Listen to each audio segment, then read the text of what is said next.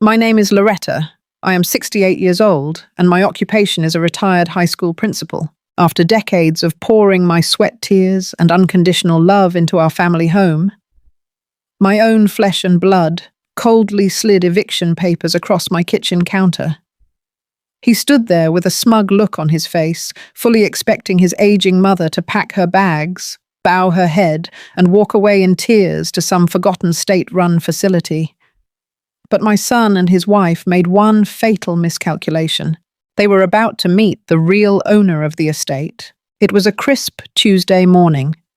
The sweet aroma of freshly brewed coffee filled the air as I sat at the marble island in the attached in-law suite. I was enjoying the quiet morning sunlight when the front door swung open without so much as a knock. In walked Jamal, the son I had sacrificed my entire youth for, followed closely by his wife, Chloe. Chloe is a woman who constantly reeks of entitlement and expensive department store perfume. She leaned against my clean counter, took a slow, deliberate sip of her sparkling water, and looked at me as if I were a pest that needed exterminating. Jamal did not say good morning. He did not ask how I was feeling. Instead, he reached into his expensive tailored suit jacket, pulled out a crisp, folded legal document, and slid it across the marble straight into my hands. It was an official eviction notice. Chloe smiled a tight, venomous smile, and casually remarked that they had already called a moving company to pack up the old lady's things. She actually looked me in the eye and said they needed my space for their own future, and that a cheap assisted living facility would be much better suited for my declining mental state. They stood there waiting like vultures. They fully expected me to break down, to fall to my knees, and beg my only son not to throw me out onto the cold street.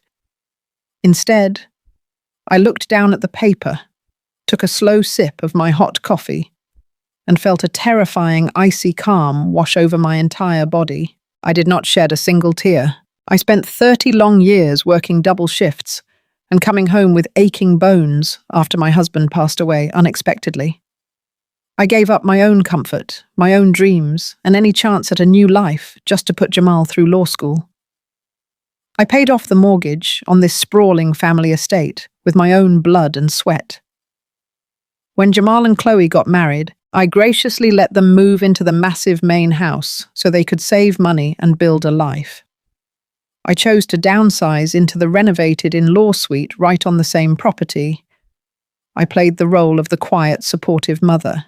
I cooked their Sunday dinners, baked for them, and swallowed Chloe's endless, subtle insults just to keep the peace in my family. I established a bond of deep, unwavering love for my son. I gave him absolutely everything a mother could possibly give, only to realize in that very agonizing moment that giving a child the world sometimes makes them believe they completely own it.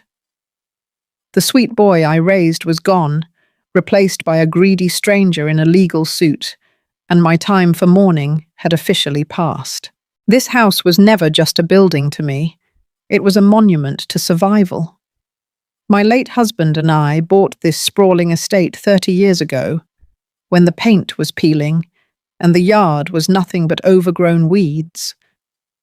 When he passed away, suddenly leaving me alone with a grieving teenage boy, I made a vow that we would never lose our home. I worked as a high school principal by day and tutored evening classes by night. I stretched every single dollar clipping coupons and wearing last season's coats, pouring every ounce of my sweat and tears into that mortgage. I paid off a 30-year loan in 20, securing my kingdom brick by brick. So when Jamal passed the bar exam and married Chloe, my heart swelled with pride. They complained endlessly about the outrageous cost of rent in the city and how impossible it was to save for a down payment. Being the devoted mother I was, I made an offer that I thought would build a strong foundation for their new life. I told them they could move into the massive main house entirely rent-free. To give them complete privacy, I took my hard-earned retirement savings and completely renovated the attached in-law suite. I downsized my entire life into that quiet little space on the same property so my son could live like a king. I truly believed I was doing the right thing. I played the role of the quiet, supportive elder perfectly. I stayed out of their way. I spent hours in my small kitchen every Sunday, cooking up massive soul food dinners, simmering collard greens, and baking peach cobblers just to see my boy smile. When they started making changes without asking, I swallowed my pride. I ignored the small slights. I ignored the way they treated my property like their personal playground. I kept my mouth shut and smiled because a mother will endure almost any discomfort just to keep the peace and see her child thrive. I convinced myself that the distance growing between us was just the natural progression of a young man building his own family. Every time I looked at the beautiful hardwood floors I had polished on my hands and knees, I told myself it was all worth it. I was giving my son the generational wealth our ancestors could only dream of. I thought my boundless generosity would be met with profound gratitude. But peace is a fragile illusion when you invite entitlement through your front door. Chloe was a white American woman who wore her privilege like a designer handbag. She had champagne taste on a tap water budget and absolutely no respect for the history of the ground she walked on. It started with subtle microaggressions that chipped away at my spirit. At Sunday dinners, she would push away my carefully prepared meals with a disgusted sigh, loudly complaining that my traditional cooking was far too heavy, too greasy, and completely out of line with their new modern diet. Soon after, she began systematically erasing my existence from the main house. Without a single word of consultation, she hired contractors to paint over the warm, inviting colors my husband and I had chosen, replacing them with sterile cold greys that made the home feel like a hospital waiting room. She threw out the antique rugs and the family heirlooms, replacing them with cheap, trendy nonsense. And then came the comments. She would stand in my doorway, looking down her nose at me, and make sharp little remarks about how I was overstaying my welcome. She would say things like, "Loretta, don't you feel isolated in this tiny suite all day? A woman your age really needs to be in a facility with proper supervision. It is just not natural for a mother to hover over her grown son's marriage." The true heartbreak was not Chloe's disrespect.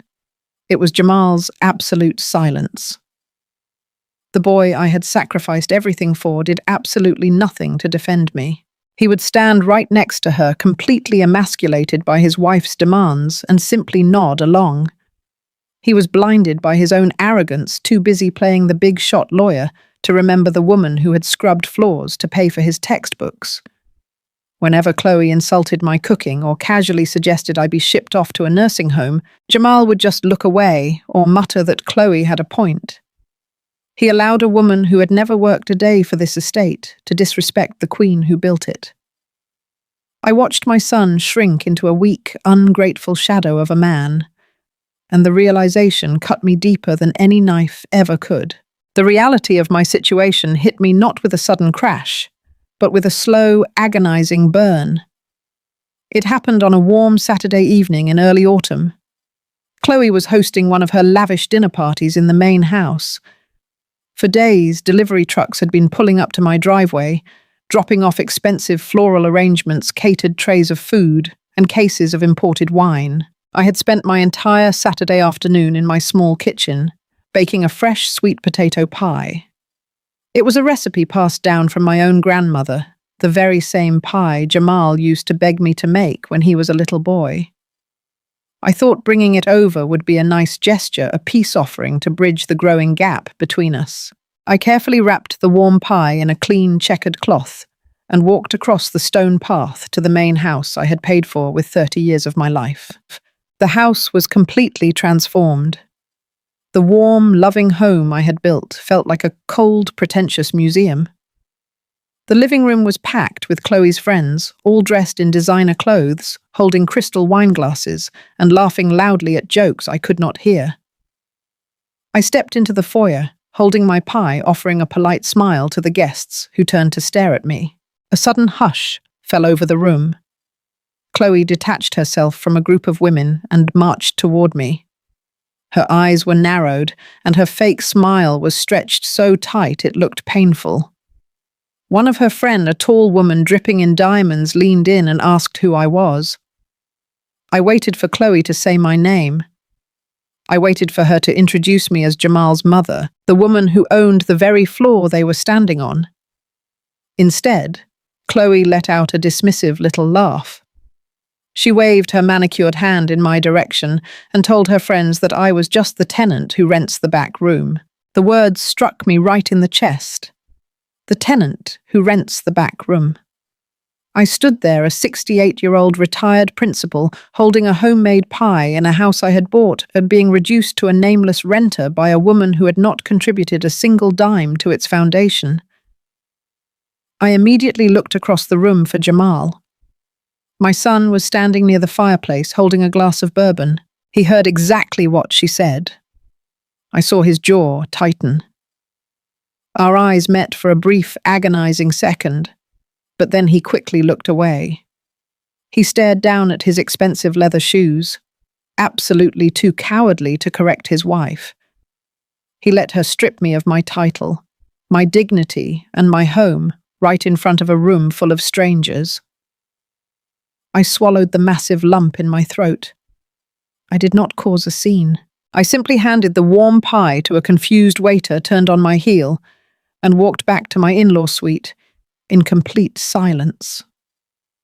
That night, sitting alone in the dark, the maternal blindness that had protected my son for so long finally began to fade. I realized that my unconditional love was being used as a weapon against me. A few weeks later, the true depth of their betrayal revealed itself.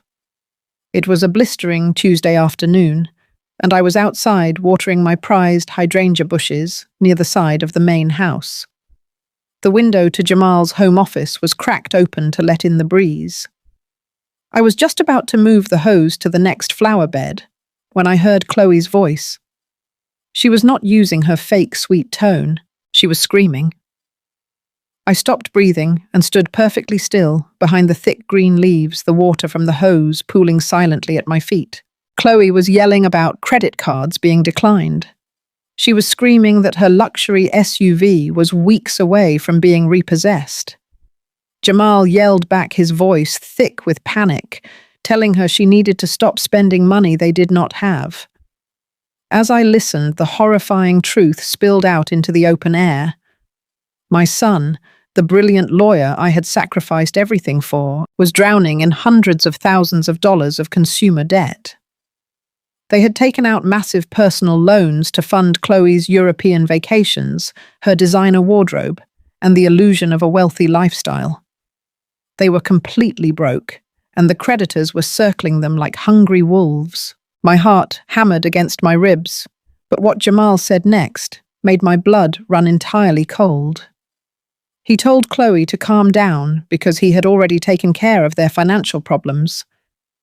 Chloe asked him what he meant. Jamal's voice dropped to a low conspiratorial whisper, but I could hear every single syllable clearly. He told his wife that he had forged my signature on a quitclaim deed. He had used his legal background to quietly and illegally transfer the deed of my $1 million estate directly into his name. I felt my knees go weak. I had to grip the brick wall of the house just to keep myself from collapsing into the dirt. Chloe stopped yelling. Her voice suddenly sounded thrilled. She asked him what they were going to do with me because they could not sell the property with me living in the back. My own son, the boy I carried in my womb, the boy I stayed up with through fevers and heartbreaks, coldly laid out a plan so sinister it made me physically nauseous. Jamal told her he had already started speaking with doctors who owed him favors. They were going to build a fake medical history to declare me mentally incompetent. He said they would claim I was suffering from severe dementia and was a danger to myself. Once he had the medical declaration, he would assume total legal guardianship over me. Then he promised Chloe they would throw me into a run-down state-funded facility off the highway, a place that only took Medicaid, so they would not have to spend a dime of their own money on my care. Once I was locked away and stripped of my rights, they would sell the entire estate, clear their massive debts, and buy a modern penthouse in the city. I stood paralyzed behind the hydrangeas. They laughed. I actually heard them laugh together, relieved that their terrible financial burdens would be washed away by destroying my entire life. They wanted to steal my sanity, my home and my freedom, just to pay for their reckless greed. I turned the hose off with trembling hands. I crept back to my suite, locked the door, and sank onto my living room floor. I could not breathe.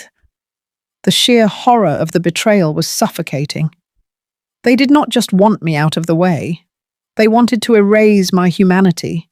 They wanted to lock me in a miserable room to rot so they could live in luxury. I sat on that floor for hours, crying until my eyes were swollen and my chest ached. But by the time the sun went down, the tears completely stopped. The final push came the very next morning. I was sitting at my kitchen island sipping a cup of black coffee when my front door opened. Jamal walked in alone. He was wearing his tailored suit, holding a leather briefcase, and projecting an air of absolute authority. He did not smile. He did not offer a greeting. He simply stood in my kitchen and dropped the facade completely. Jamal pulled a crisp white envelope from his briefcase and slapped it down onto the marble counter right in front of my coffee mug. He looked me dead in the eye and told me I had exactly 30 days to pack my belongings and vacate the premises. He spoke to me as if I were a common criminal. I looked up at him, my face a mask of stone, and asked him how he figured he could evict me from a house I owned. Jamal let out a condescending sigh, a sound that made my stomach turn. He leaned over the counter trying to intimidate me with his size and told me that I was losing my mind. He spoke slowly, using that gaslighting tone they had practiced.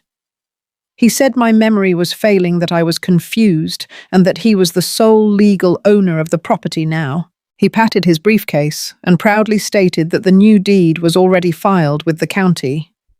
He told me that if I tried to fight him, if I tried to cause a scene, or refused to leave, he would not hesitate to use his connections in the local court system. He threatened to call the sheriff and have his own mother forcibly removed from the property in handcuffs if necessary. He said it was for my own good, claiming that a woman in my declining mental state needed to be in a secure facility before I ended up hurting myself. He expected me to break. He expected me to cry, to beg, to ask where I went wrong as a mother. He wanted me to feel small, helpless, and entirely dependent on his mercy. But I did not collapse under the weight of his cruel ultimatum. I looked at the tall, arrogant man standing in my kitchen and realized with absolute clarity that my son was gone. The boy I loved and raised had died, replaced by a greedy, soulless monster wearing his face. A profound shift happened inside my soul at that exact moment. All the grief, all the maternal guilt, all the sorrow I had been carrying vanished into thin air. It was replaced by a roaring, righteous fire. I did not yell. I did not curse at him. I simply picked up the eviction notice, folded it neatly, and set it to the side. I looked my son right in his cold eyes and told him I understood perfectly. Jamal smirked clearly, believing he had won the war without a single battle. He turned his back on me and walked out of my suite, completely oblivious to the massive storm he had just awakened. The mourning period was officially over. I was a 68-year-old black woman who had survived the loss of my husband, worked double shifts for decades, and built an empire from absolute scratch. I was a retired high school principal, who had dealt with manipulators and liars my entire career.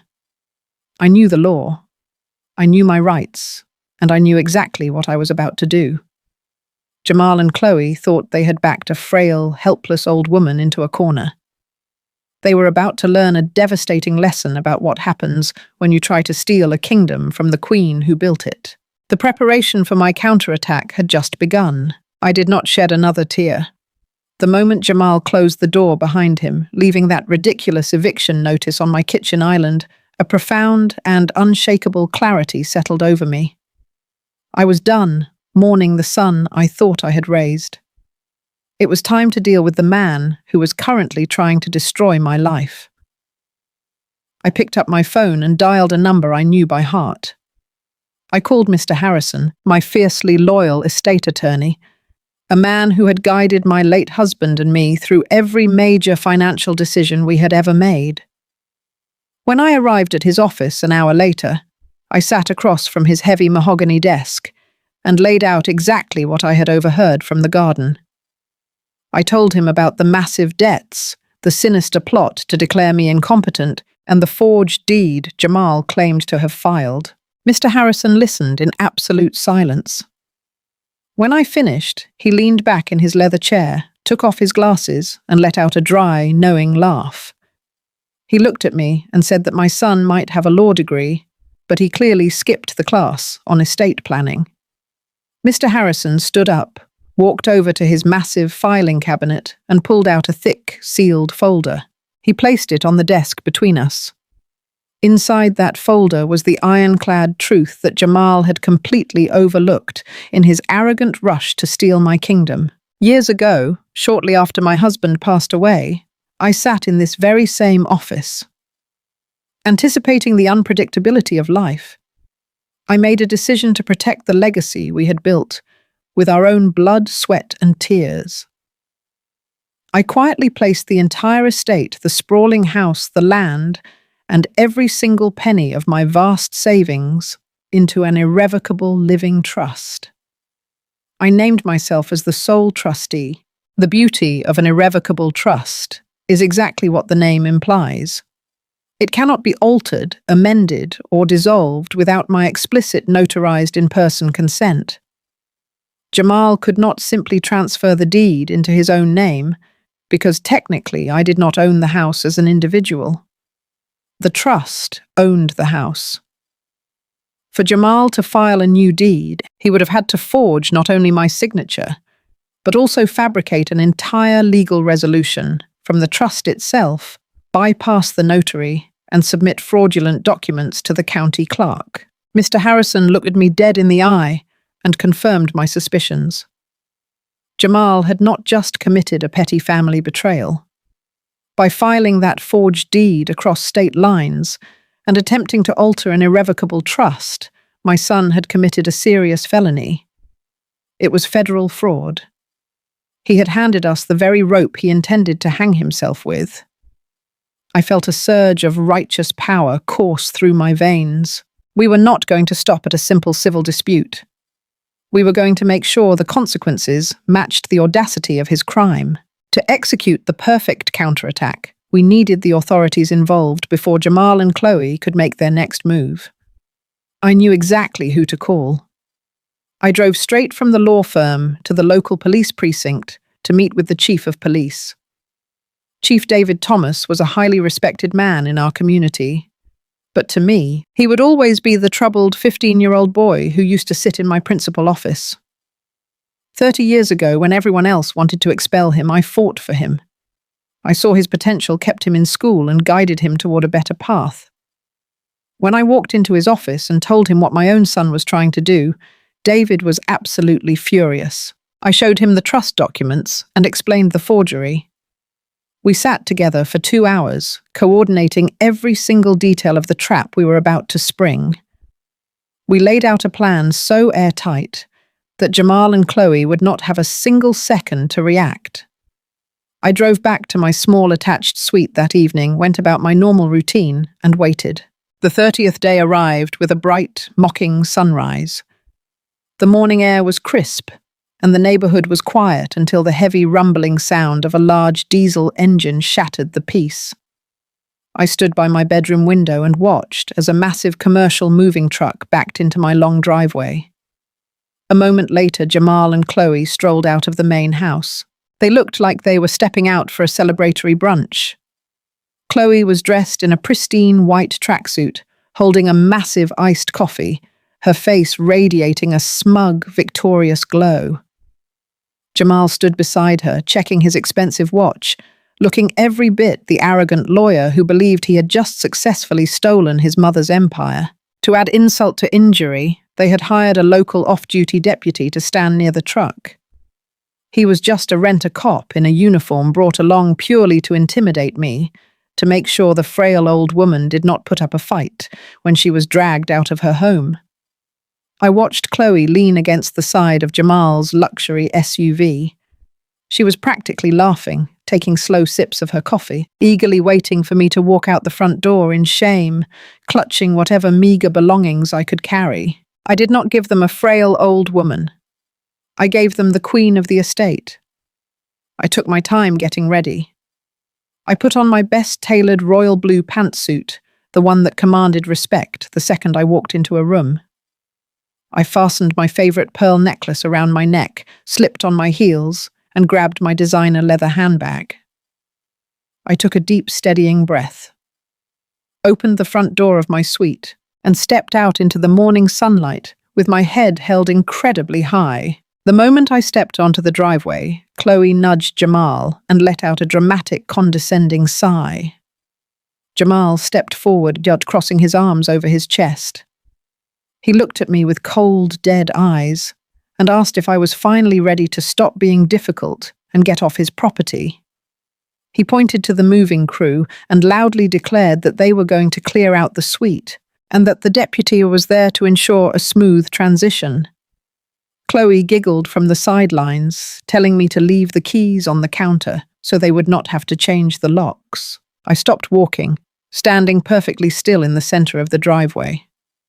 I looked at Jamal and told him that nobody was packing a single box, and absolutely nobody was leaving this property today, except for the two of them. Jamal scoffed, shaking his head. He took a step toward me, his voice dripping with venom, and said he did not have time for my senile delusions. He reached into his jacket, ready to pull out his forged deed to wave in my face. Before his hand could even leave his pocket, the sharp, piercing sound of sirens filled the neighborhood. Two unmarked black SUVs and a marked police cruiser turned the corner and aggressively blocked the end of the driveway, completely trapping the moving truck and Jamal's vehicle. The flashing red and blue lights reflected off the windows of the house. Chloe dropped her iced coffee. The plastic cup shattered against the pavement, splashing brown liquid across her expensive white sneakers. Jamal froze his arrogant smirk, instantly faltering as the doors of the vehicles swung open. Chief David Thomas stepped out of the lead SUV, wearing his full uniform, looking incredibly imposing. Right behind him stepped Mr. Harrison, carrying his signature leather briefcase. The moving crew immediately backed away, raising their hands, wanting absolutely no part of whatever was happening.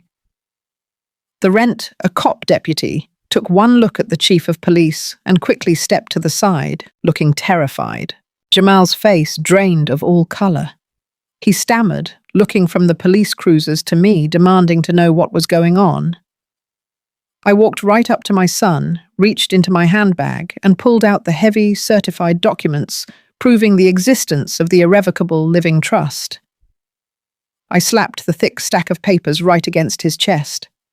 I told him to read it carefully. I explained, in a voice loud enough for Chloe and everyone else to hear, that I placed this entire estate, the land, the main house, and the in-law suite, into an irrevocable trust over a decade ago.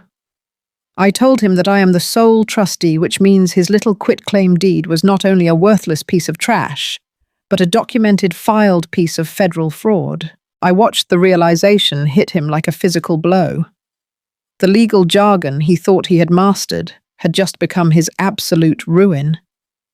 His hands shook violently as he stared down at the trust documents. He knew exactly what this meant.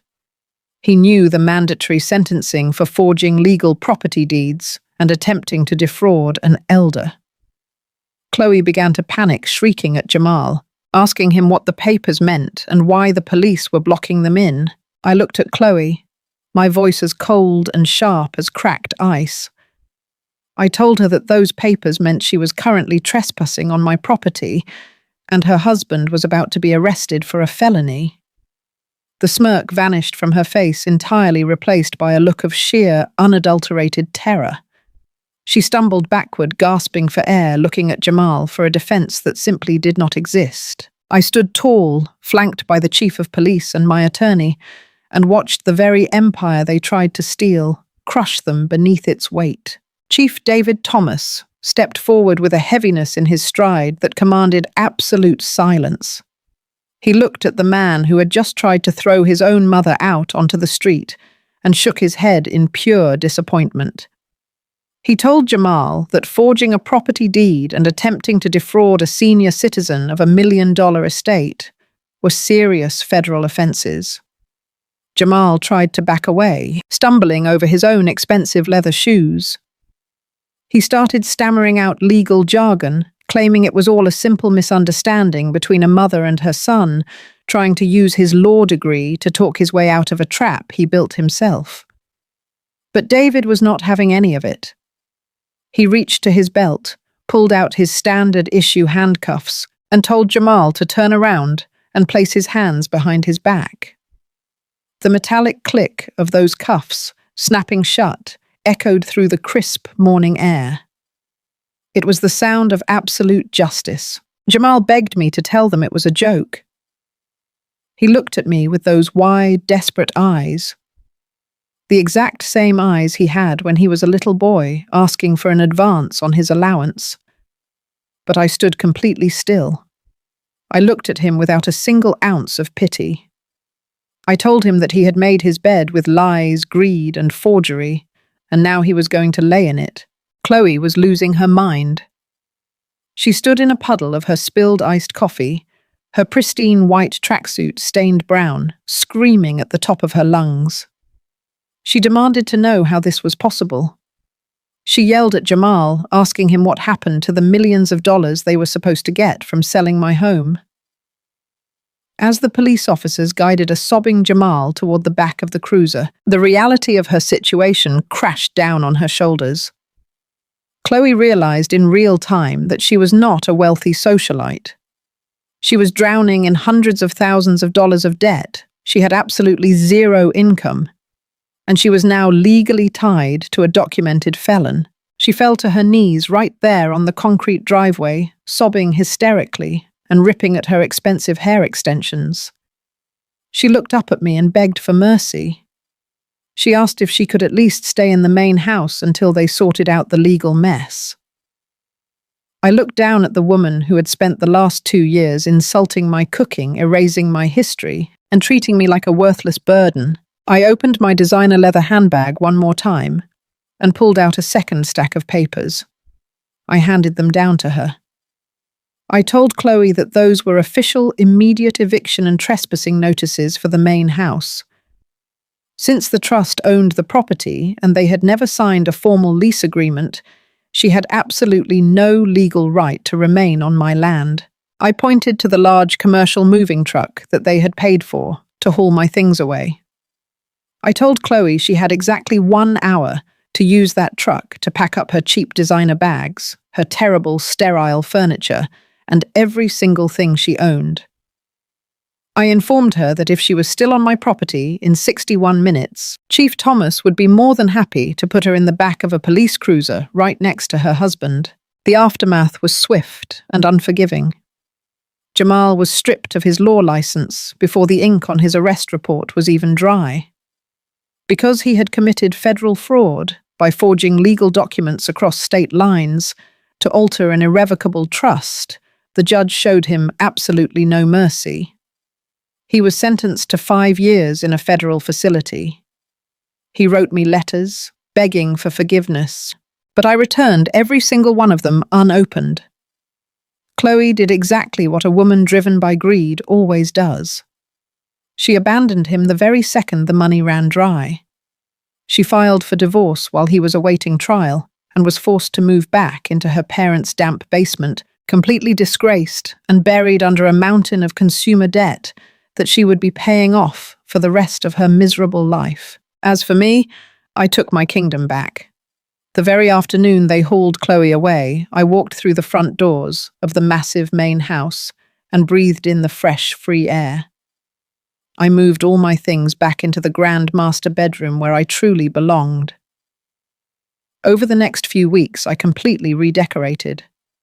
I threw out every single piece of that cold, grey, modern furniture Chloe had brought in. I brought back the rich, warm colours, the beautiful antique rugs, and the vibrant life that this home was meant to hold. I filled my house with warmth, light, and genuine laughter. I started hosting large Sunday dinners again, but this time the table was surrounded by my real friends, my former colleagues, and people who respected my journey. Chief Thomas and Mr. Harrison became regular guests at my table, enjoying my traditional sweet potato pies and praising the very cooking my daughter-in-law had so foolishly despised. I walk through my beautiful halls now with my head held high and my heart completely at peace. I realize that my golden years are not a time to shrink myself for the comfort of ungrateful children. These years belong entirely to me, and I plan to enjoy every single second of my hard-earned freedom in the beautiful empire I built with my own two hands. A mother's love is absolutely boundless, but my dignity is certainly not a commodity to be traded or sold for someone else's comfort. I brought that boy into this world with nothing but hope for his future, and I made absolutely sure he learned the hardest lesson of his adult life. You never ever underestimate a woman who built her entire kingdom from the ground up with her own bare hands. I survived the loss of my husband and the exhaustion of working multiple jobs. I survived every hardship thrown my way to build a legacy, and I will not let anyone take that away from me. If you loved my story today, and you truly believe that respect is earned and never just given blindly, make sure to hit that like button right now and subscribe to Her Golden Years Stories. We share these journeys because we know our worth. Please let me know in the comments down below, where are you watching from today and what time is it exactly over there? I absolutely love reading every single one of your beautiful messages and connecting with you all. Until next time, stay strong, always know your worth, and guard your peace.